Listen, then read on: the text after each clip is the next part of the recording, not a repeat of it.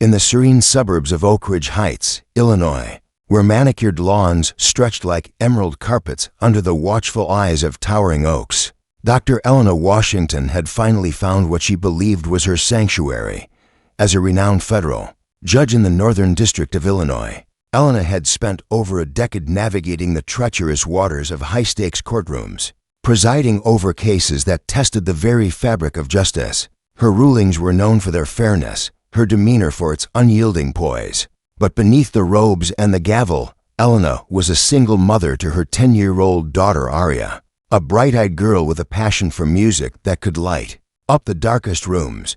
They had moved to Oak Ridge Heights in late spring of 2025, drawn by the promise of a community that boasted harmony in every home. Elena's new residence was a charming colonial-style house on Maplewood Lane, with a spacious backyard perfect for Aria to practice her violin. Without the echoing confines of their old urban apartment, the move was meant to be a fresh start after Elena's grueling divorce, a chance for Aria to grow in a place where children could be children, free from the shadows of city chaos.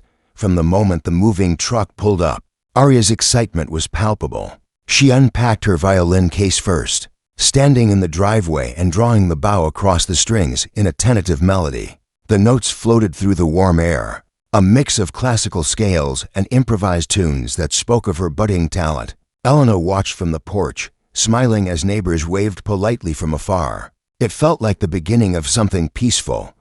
But peace, as Elena would soon learn, was fragile in Oak Ridge Heights. Barely an hour into their unpacking, a sleek black sedan slowed to a stop at the curb.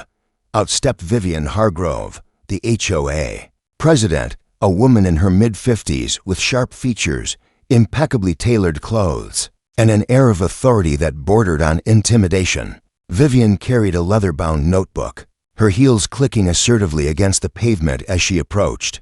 "You must be the new residents," Vivian said, her voice smooth but laced with an undertone of scrutiny. She extended a hand, her nails perfectly manicured. "I'm Vivian Hargrove, president of the Oak Ridge Heights Homeowners Association. Welcome." Elena shook her hand firmly. "Elena Washington, and this is my daughter Aria. We're thrilled to be here." Vivian's gaze shifted to Aria, who was still softly playing her violin, the music a gentle backdrop to the conversation. "Charming," Vivian remarked, though her smile didn't reach her eyes. "We do have guidelines on outdoor activities, particularly those involving sounds that might disturb the tranquility. Instruments, for instance, are best kept indoors after certain hours." Aria paused mid-note, her bow hovering uncertainly. Elena felt a flicker of irritation, but masked it with professionalism. "We'll keep that in mind." "Aria's just excited about the space." Vivian nodded curtly. "Excitement is wonderful, but standards maintain our community's value. I'll email you the full handbook." With that, she turned on her heel and departed, leaving Elena with an uneasy feeling. It was a small interaction, but Elena's judicial instincts sensed something deeper, an undercurrent of control. Over the following weeks, Vivian's oversight became a constant shadow. If Aria practiced her violin in the backyard during the afternoon, Vivian would happen to stroll by, notepad in hand, jotting notes. Emails arrived promptly, reminders about noise pollution and how it affected property aesthetics. One evening, as Elena prepared dinner, Aria burst into the kitchen, her face flushed. "Mom, that lady said I can't play outside anymore because it disrupts the birds." "What does that even mean?" Elena knelt to Aria's level, brushing a curl from her forehead. "Some people like things a certain way, sweetheart. But your music is beautiful, don't let anyone dim that." Inside, however, Elena seethed. She had faced discriminatory undertones in her career, subtle biases that questioned her authority as a black woman in a position of power. This felt eerily similar, a veiled attempt to assert dominance over newcomers who didn't fit the mold. As summer bloomed, the incidents escalated. Vivian organized a neighborhood watch meeting, where she subtly highlighted new disturbances without naming names, her eyes flicking toward Elena. Neighbors murmured agreements, some avoiding Elena's gaze at the community pool. Aria, sensing the tension, began practicing indoors more often, her once vibrant melodies muffled by walls. Elena documented everything: emails, encounters, even timestamps in a digital folder. Her legal mind knew the value of evidence. Inspiration came from perseverance, not confrontation. One sweltering July afternoon, Elena returned from a long day in court to find Arya sitting on the porch steps. Violin case clutched tightly. She took it. "Mom," Arya whispered, tears welling. "Ms. Hargrove said it was a hazard and put it in her car to hold until you talked to her." Elena's composure cracked for a moment. She marched across the street to Vivian's pristine home, knocking. Firmly, Vivian answered. Her expression feigned surprise. "Elena, what a surprise." "About the violin. Return it now," Elena demanded, her voice steady but edged with authority. "You have no right to touch my child's belongings." Vivian crossed her arms. "It was left unattended in the driveway, a clear violation of our clutter rules. I was merely safeguarding it." She retrieved the case from inside, handing it over with a smug tilt of her head. "Perhaps teach your daughter responsibility." Elena took the case, her mind racing. This wasn't about rules, it was about power, about making them feel unwelcome. That night, as Arya played a soft lullaby in her room, Elena sat at her desk, researching HOA laws. She wasn't one to back down. Her rise to the bench had been forged in adversity, inspiring countless young lawyers of color. But she chose patience, knowing true strength lay in strategy. The turning point came during a community barbecue. Arya, encouraged by Elena, brought her violin to perform a short piece for the children. The notes soared, drawing applause from some, but Vivian interrupted midway. "This isn't the venue for unsolicited performances," she announced loudly. "We have scheduled entertainment." Humiliated, Arya fled to the house. Elena followed, her resolve hardening. She confronted Vivian privately later. "Your actions are crossing lines. My daughter has every right to express herself." Vivian's response was chilling. "In Oak Ridge Heights, we decide what's appropriate. If you can't adapt, perhaps this isn't the place for you." The words hung heavy, a thinly veiled threat. Elena didn't respond immediately. Instead, she drew inspiration from her own life story, from the single mother who worked 3 jobs to put her through law school, from the mentors who taught her that justice wasn't given but demanded. She began networking with other neighbors, quietly discovering Vivian's history of targeting non-conforming families. One elderly couple shared how Vivian had driven them out over minor infractions. Elena's motivational fire ignited. This wasn't just about her family, it was about standing up for what's right. As August dawned, Vivian's harassment intensified. Formal citations arrived, one for excessive auditory disturbances, another for Arya's chalk drawings on the sidewalk. Deemed vandalism, Elena attended her first HOA board meeting, speaking calmly. "These rules seem selectively enforced. Let's discuss fairness." Vivian dismissed her. "The board upholds standards for all." But Elena noticed cracks. Some board members shifted uncomfortably, inspired perhaps by her poise. Then the unthinkable happened. On a crisp Friday evening, Arya asked to visit her friend Sophia 2 blocks away. "Text when you arrive," Elena instructed, watching her skip down the path. Hours passed without a message. Panic set in as Sophia's mother confirmed Arya had never arrived. Elena scoured the streets, heart pounding. Neighbors joined, but Vivian's house was dark. Doorbell footage from a nearby home revealed the horror. Vivian's sedan pulling up beside Arya. Vivian stepping out, speaking briefly, then ushering the girl inside before driving off. Rage and fear collided in Elena. She called the police, her voice unwavering. "My daughter has been abducted by Vivian Hargrove." As sirens wailed, Elena's judicial mind kicked in. This was no accident. Vivian had planned to teach a lesson, unaware that Elena's position could dismantle her world. The search mobilized quickly. Detectives arrived, viewing the footage. "This looks premeditated," one said. Elena nodded, revealing her identity for the first time. "I'm Federal Judge Elena Washington. Elevate this to federal if needed." Eyes widened. Vivian's lesson was about to backfire spectacularly, turning a neighborhood tyrant into a cautionary tale of overreach. Elena's inspiration, the unyielding belief that justice prevails, motivating her to fight not just for Arya, but for every family silenced by petty power. With the police swarming Oak Ridge Heights, Elena stood at the epicenter of controlled chaos, her federal judge facade a shield against the storm within. Aria's disappearance had transformed the suburb's idyllic facade into a crime scene, yellow, tape fluttering like ominous flags.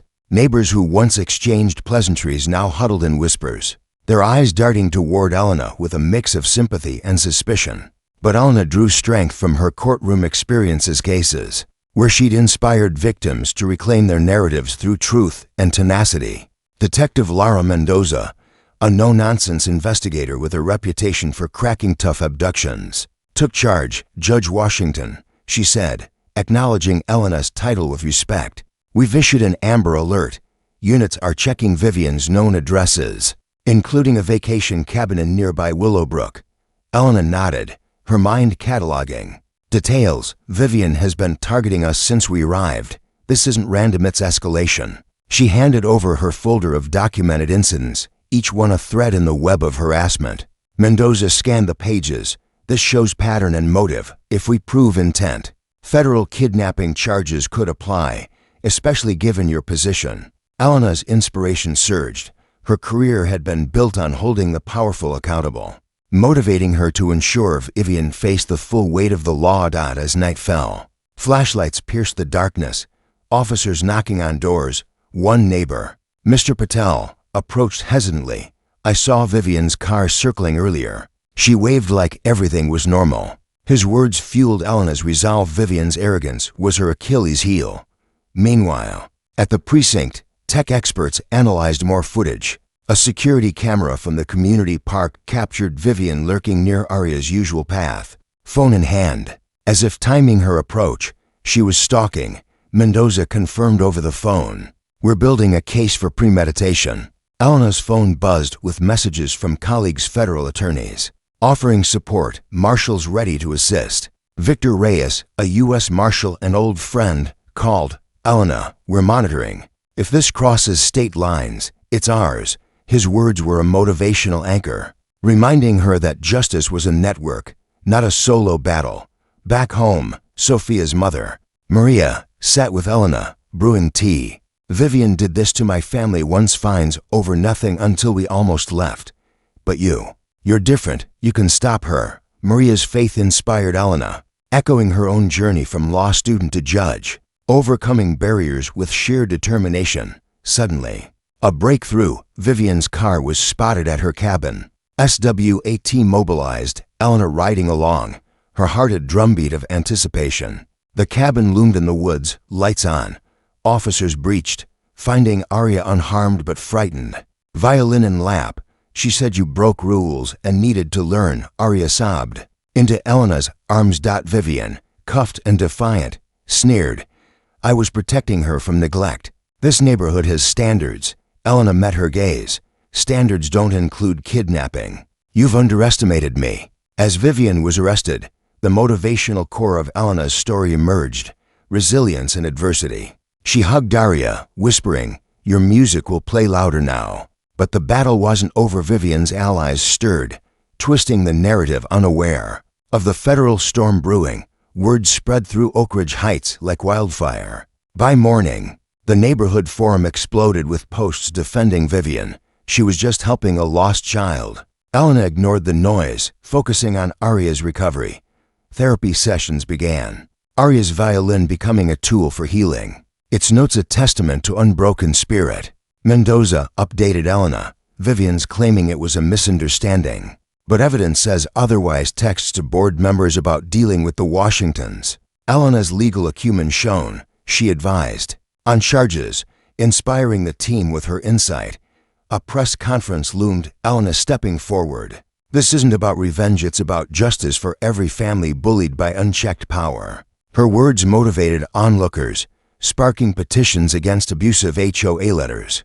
Vivian's arraignment revealed her shock at Elena's identity. A judge, she gasped, the courtroom. Elena's domain would be her undoing. Inspirational tales often pivot on revelation. Here, it was Vivian learning too late that her victim wielded the gavel. Elena visited Aria at home, where she played a triumphant melody. Mom, I won't stop. Elena smiled.